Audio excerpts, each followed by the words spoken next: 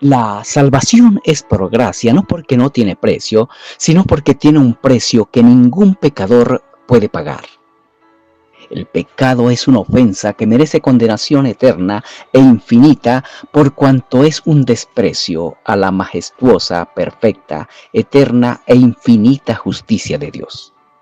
Por eso el precio de la salvación únicamente puede ser pagado por un hombre capaz de mantenerse fiel a esa justicia aún bajo el peso de la ira de Dios contra el pecado. El único que pudo pagar el precio de la salvación es el inmaculado Hijo de Dios. El que es salvo porque Dios el Padre quiso que su Hijo pagara por él. De manera que la salvación es un regalo eterno de Dios pagado por su Hijo hecho hombre y aplicada a el alma mediante una sencilla y poderosa virtud, la fe en el Hijo de Dios. Miremos algo de esto en la siguiente escritura. Efesios capítulo 2, versículos 8 al 10. Porque por gracia sois salvos por medio de la fe, y esto no de vosotros, pues es don de Dios, no por obras, para que nadie se gloríe, porque somos hechura suya, creados en Cristo Jesús para buenas obras, las cuales Dios preparó de antemano para que anduviésemos en ellas. Lo que escribió el apóstol en esta porción que leímos de la carta a los Efesios, capítulo 2, versículos 1 al 10, es soteriología, doctrina de salvación. Lo menciona el apóstol específicamente en el versículo 8 de este capítulo de la carta a los Efesios, capítulo 2. Y como acostumbro, para todos, pero especialmente para los niños, quienes me preocupan más, porque vienen creciendo en un ambiente donde no alcanzamos a darles el testimonio que ellos necesitan ver de lo que es la vida cristiana, y también porque sus corazones mismos no muestran la disposición necesaria para aprender, y porque los adultos somos los responsables de ayudar a estos niños a conocer a Dios, a que puedan contemplar la hermosura de su ser y la grandeza de sus obras, ante todo, la grandeza de las obras redentivas. Acostumbro a plantear algunas preguntas con la intención de llamar la atención a la respuesta que el texto bíblico nos da de ellas. ¿A qué salvación se refiere el apóstol según el versículo 8? ¿Cuál es la causa o fuente de esa salvación mencionada en ese versículo específicamente? ¿Cuál es el medio por el cual el Padre realiza esas obras salvíficas mencionadas en el texto que leímos? Y por último, ¿para qué Dios da esa salvación según la conclusión del versículo 10? Intentaré responder a estas preguntas y ruego que estén atentos, manteniendo sus Biblias abiertas en el pasaje que leímos, corroborando las respuestas. ¿A qué salvación se refiere el apóstol según el versículo 8 del capítulo 2 de la carta a los Efesios? La respuesta a esta interrogante y a las demás están en estos versículos 8 al 10. La vida y la autoridad espiritual que recibieron Pablo y las personas de Éfeso, a quienes escribió esto que leemos, son actos salvíficos, son actos salvadores. son actos con los cuales Dios el Padre salva de la muerte espiritual, la que entró a la naturaleza humana inmediatamente a la desobediencia de Adán. Son actos con los cuales Dios el Padre salva del poder dominante del pecado, del poder de los deseos y pensamientos de la carne. Son actos con los cuales Dios el Padre salva de la influencia del príncipe que opera en los hijos de desobediencia. Noten que en esta porción de la Escritura no está hablando de la salvación de la condenación eterna, aún.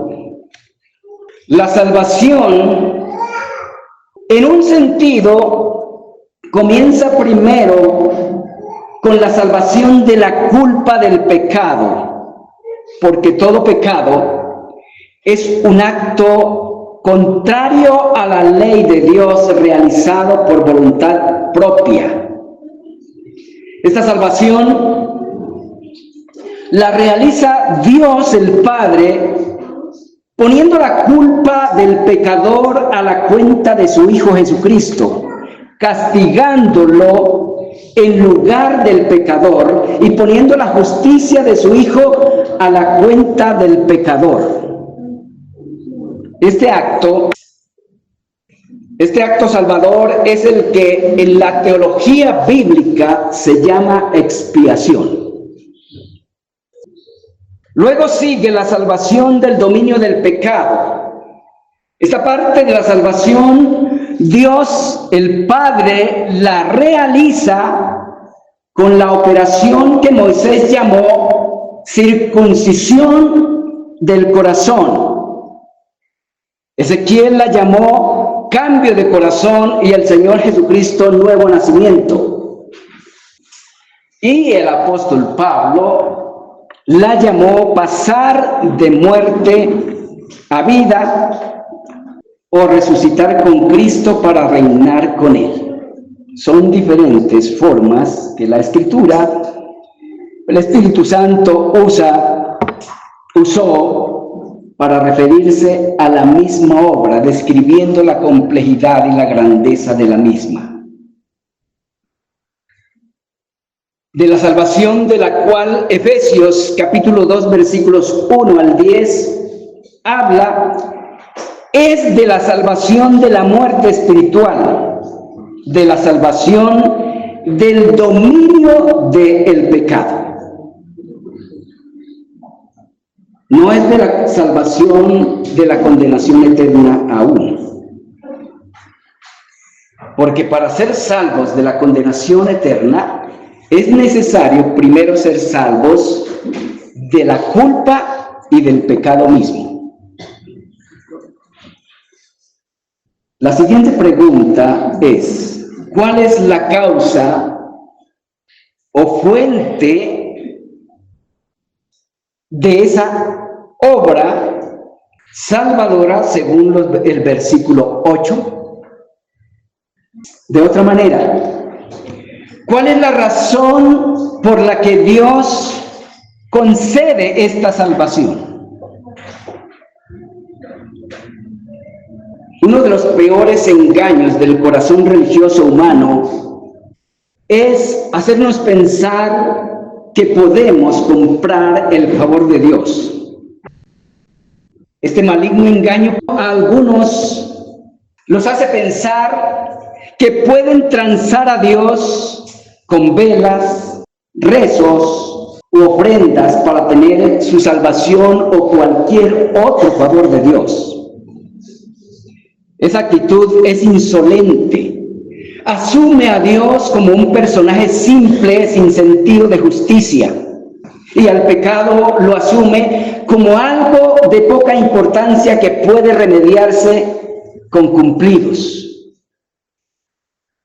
La resurrección y la ascensión a la autoridad concedida por Cristo a los resucitados, Dios la realiza por gracia, sin mérito y sin participación activa de parte del pecador. Esa es una verdad fundamental para entender el Evangelio y podernos regocijar en él. Y permítanme repetirles esto. La resurrección y la ascensión de autoridad para reinar con Cristo, Dios la realiza por gracia, sin mérito y sin participación activa de parte del pecador. ¿Por qué sin mérito de parte de los salvos?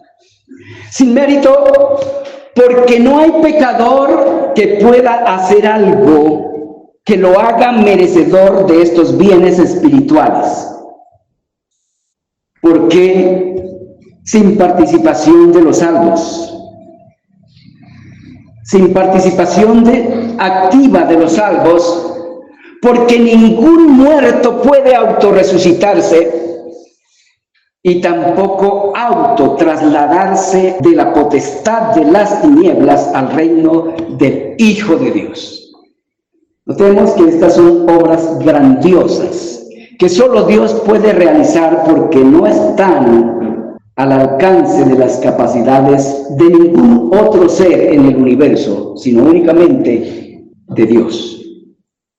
Dios salvó a Pablo y a los destinatarios de su carta del estado de muerte en el que se hallaban y les concedió reinar con Cristo, no a causa de obras con las cuales ellos se hicieron merecedores de ser resucitados y trasladados al reino del Señor Jesucristo. La resurrección y el rango de autoridad que recibieron fue un regalo de Dios, no algo que ellos hubieran ganado. Por eso tenemos ahí en el texto la expresión, por gracia sois salvos.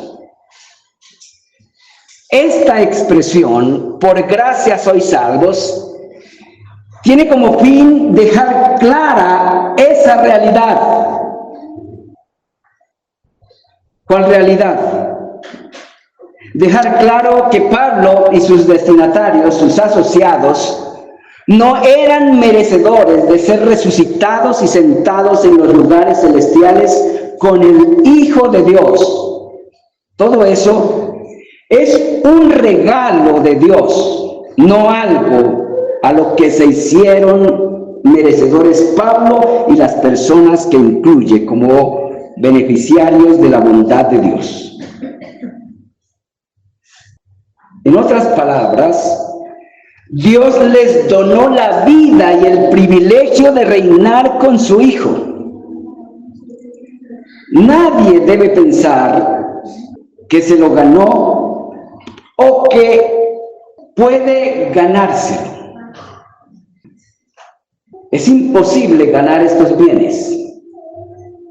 La vida y el ascenso y también el medio por el cual Dios imparte estos bienes es un don, un regalo de Dios, no un mérito. Por tanto, eso nos debe hacer saltar de júbilo y de alegría y de gratitud más que un gol de nuestra selección Colombia. No obstante, nos emociona más los goles de la selección que escuchar estas verdades realizadas por Dios a nuestro favor. ¿Cuál es el medio por el cual Dios efectúa esa salvación? ¿Cuál es el medio por el cual Dios efectuó esa salvación en Pablo y sus asociados? El texto lo menciona también, versículo 8. La fe.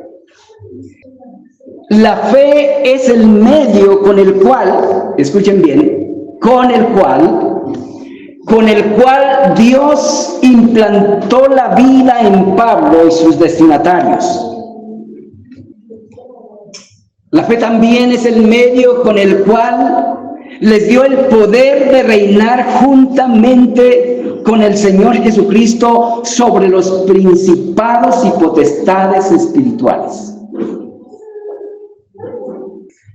Y a la luz de esta información, podemos afirmar que al Dios implantar la fe en ellos, con ella les dio vida y también los ascendió a un rango de autoridad espiritual que no tenían. A la luz de esto, esta fe es el poder de Dios que produce la vida y da autoridad espiritual. Esta fe no es solo un asentimiento o aceptación de algo. No es una confianza pasiva. Es un poder que capacita para discernir, resistir y sobreponerse a la influencia del príncipe de la potestad del aire. Es el poder de Dios obrando en la persona que la recibe. La verdadera fe en Cristo es poder que hace capaz a quien la tiene de dominar los deseos y pensamientos de la carne. Es el poder de pensar y desear conforme al Evangelio. La verdadera fe en el Señor Jesucristo es el poder de Dios obrando en la conciencia, la razón y la voluntad de quienes resucita de la muerte espiritual y traslada de la potestad de las tinieblas al reino de su amado Hijo. Efesios 1:19. Pablo dice que creemos por la operación de la grandeza del poder de la fuerza de Dios. En otras palabras, creemos por la grandeza de la capacidad de Dios para obrar en sus santos. De manera que la fe es el poder de Dios obrando en los resucitados de la muerte en delitos y pecados. Es una fe que nadie puede tener si el Padre no se la da. La tercera pregunta: ¿para qué Dios da esta salvación según la conclusión del versículo 10? Leamos y observemos este versículo. Dice: porque somos hechura suya, creados en Cristo Jesús para buenas obras, las cuales Dios preparó de antemano para que anduviésemos en ellas. No olvidemos que viene hablando de lo que Dios había hecho por Pablo y sus destinatarios. La salvación de Pablo y sus asociados, noten ese detalle, por favor, no fue solo una modificación del ser. Dice que fueron hechura de Dios, creados en Cristo Jesús, no modificados. No es una refacción, es una nueva creación. Dios creó de nuevo el ser de ellos en el ser del Señor Jesucristo. Esto es algo incomprensible, pero debe ser creído. ¿Para qué los hizo en Cristo Jesús? Para que andaran en las buenas obras que preparó de antemano. Y aquí queda claro, queridos hermanos y hermanas y amigos, que la salvación no es por andar en buenas obras, es para andar en las buenas obras que Dios preparó para que los salvos anden en ellas. Hay unas obras que Dios preparó para que los que salva de la muerte espiritual y de la potestad de las tinieblas y reinan con Cristo, anden en esas obras. Son obras que Dios preparó y los únicos que pueden andar en ellas son aquellos que han sido objetos de estas obras salvíficas. La resurrección de entre los muertos y el ascenso de autoridad. Esas obras no pueden ser hechas por nadie a quien Dios no le haya dado vida ni reine juntamente con Cristo. Estas buenas obras fueron preparadas por Dios para que los redimidos andemos en ellas. Y el andar en estas obras es lo que nos distingue de los no redimidos, porque los no redimidos no pueden andar en ellas.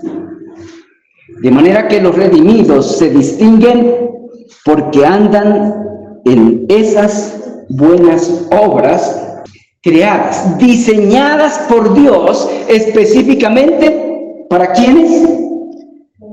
Para los que hizo en Cristo.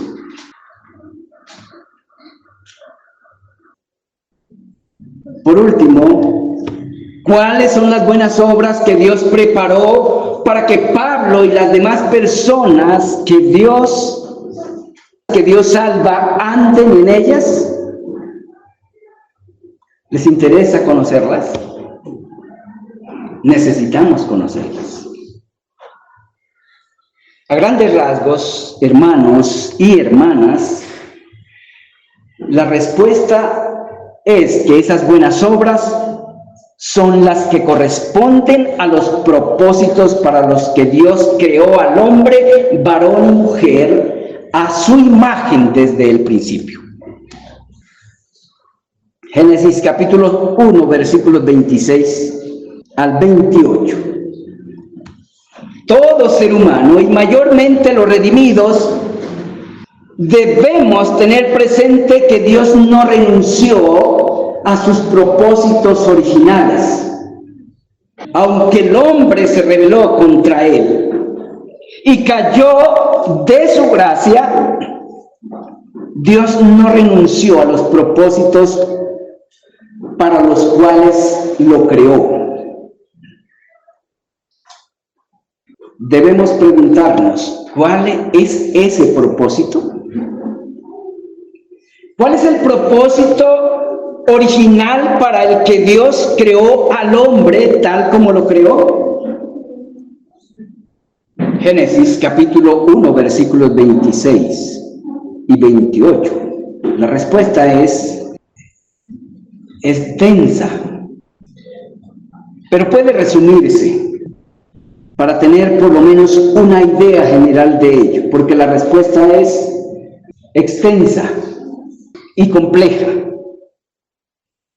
Pero en general, la respuesta que nos da el mismo texto es que Dios creó al hombre tal como lo creó para que fuera la imagen visible de él, de su creador, y exhibiera sus facultades y virtudes administrando la tierra, no los planetas, sino la tierra.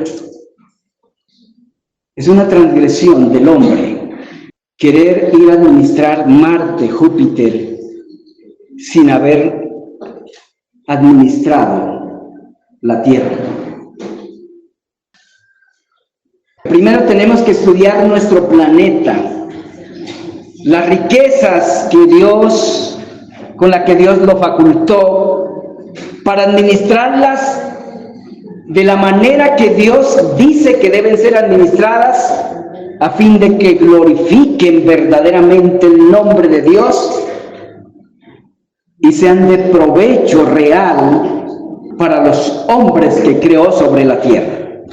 Las obras que Dios preparó de antemano para que sus redimidos anden en ellas son las obras que corresponden a los propósitos para los cuales les da vida y los asciende para que reinen juntamente con Cristo.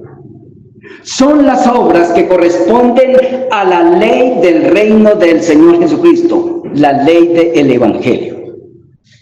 Esta misma carta nos da referencia a algunas de esas obras aunque no encontramos en toda la carta referencia directa a las primeras obras que el Evangelio exige, se dan por sentadas esas obras, pero debemos recordarlas. ¿Cuáles son las primeras obras que el Evangelio exige para pertenecer al reino de Dios?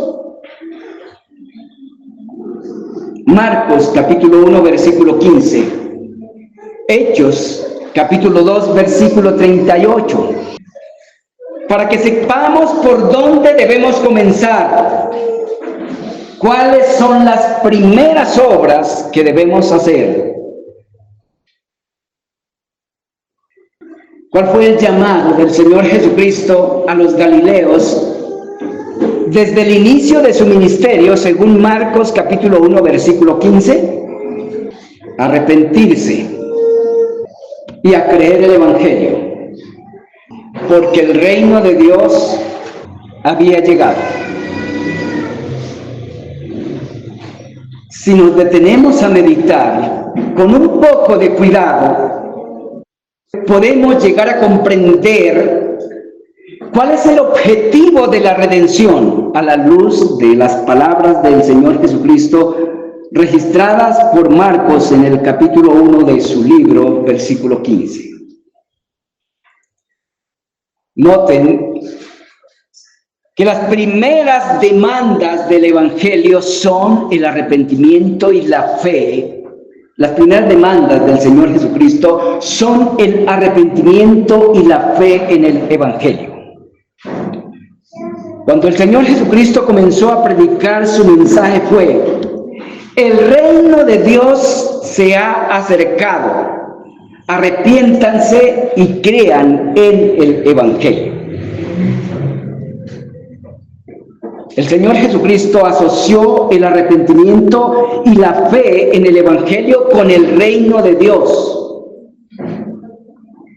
¿A qué reino de Dios se refería el Señor Jesucristo en su mensaje a los galileos? Al reino que Dios había prometido realizar en la tierra mediante su Mesías, un descendiente de David. De esa promesa, de manera clara, tenemos referencia en el segundo libro de Samuel, capítulo 7, Dios le dijo a David: yo fijaré lugar en medio de mi pueblo Israel y lo plantaré para que habite en su lugar y nunca más sea removido, ni los inicuos le aflijan más como al principio. Segundo libro de Samuel, capítulo 7, versículo 10. En el versículo 12 de este mismo capítulo del libro de Samuel dice: yo levantaré después de ti a uno de tu linaje, el cual procederá de tus entrañas, y afirmaré su reino. En el versículo 13 continúa: él edificará casa a mi nombre, y yo afirmaré para siempre el trono de su reino. Y en el versículo 17: y será afirmada tu casa y tu reino para siempre, y tu trono será estable eternamente. Es a este reino prometido por Dios en la antigüedad al que se estaba refiriendo el Señor Jesucristo cuando le predicó a los galileos, cuando los exhortó a arrepentirse y a creer en el Evangelio. Es al inicio de este reino en su forma espiritual al que el Señor Jesucristo se refería en esa predicación a los galileos, según Marcos 1, 14 y 15. Para que los niños tengan en cuenta, no se puede pertenecer a ese reino sin arrepentimiento y fe en el Evangelio. El Evangelio es la norma de ese reino. De manera que las obras que Dios preparó para que los creados en Cristo anden en ellas son las obras que corresponden a la plantación y desarrollo de las instituciones del reino mesiánico plantado por el Señor Jesucristo en su primera venida e inaugurado en el día de Pentecostés. Esas obras comienzan con el arrepentimiento y el sumergimiento en el ser del Señor Jesucristo, según Hechos capítulo 2, versículo 38. Según Hechos capítulo 2, versículo 38, el apóstol Pedro les exigió a los judíos que expresaran su fe en el Señor Jesucristo bautizándose en su nombre. Ese bautizarse implicaba reconocer y aceptar a Jesús de Nazaret como el Mesías prometido para redimir al pueblo de Dios. Y a la luz de esa doctrina, bautizarse en el nombre de Jesús, además de aceptarlo como el Salvador, demanda seguirlo, aprender de Él y ser como Él, en actitud, en carácter.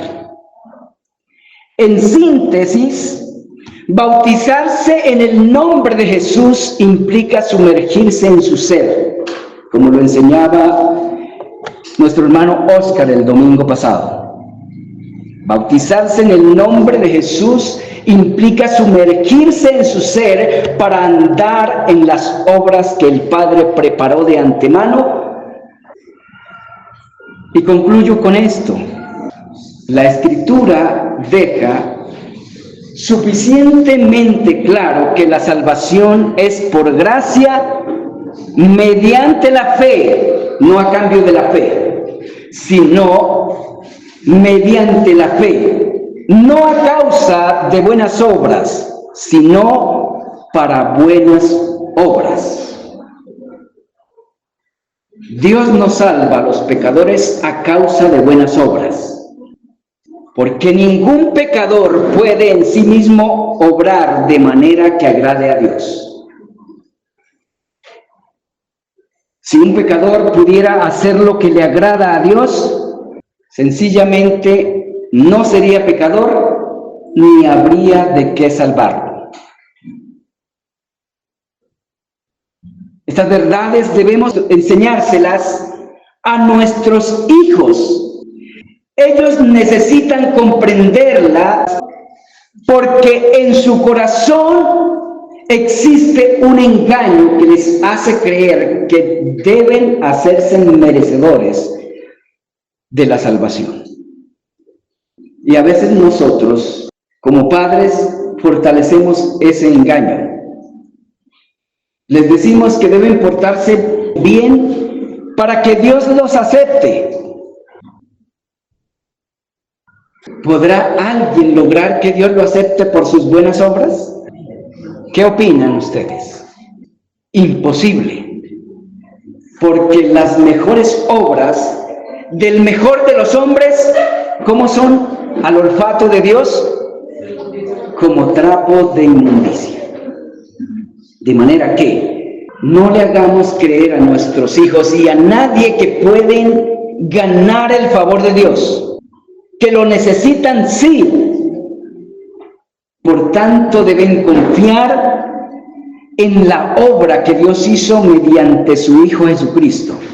No hay otra manera de poder ser aceptados sino confiando en el Señor Jesucristo y en la grandeza de su sacrificio, en el valor infinito de su sacrificio en la cruz. Eso produce otro efecto diferente, que tranquiliza y llena de confianza al pecador. Confianza en Dios, no en sí mismo. La confianza en uno mismo no es una doctrina bíblica, es una doctrina satánica que pone bajo maldición al ser que confía en sí mismo.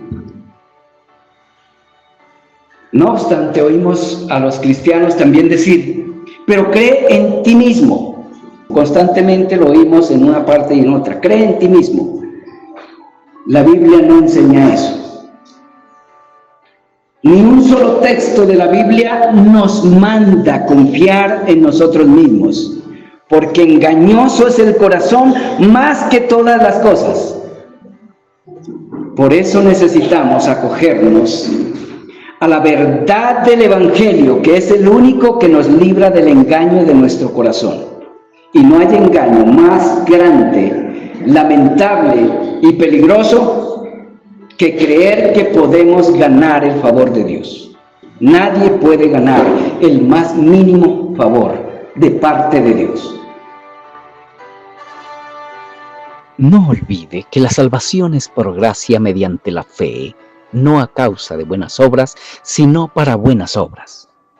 Dios nos salva a los pecadores a causa de buenas obras, porque ningún pecador puede en sí mismo obrar de manera que agrade a Dios. Si un pecador pudiera hacer lo que agrada a Dios, no sería pecador, ni habría de qué salvarlo.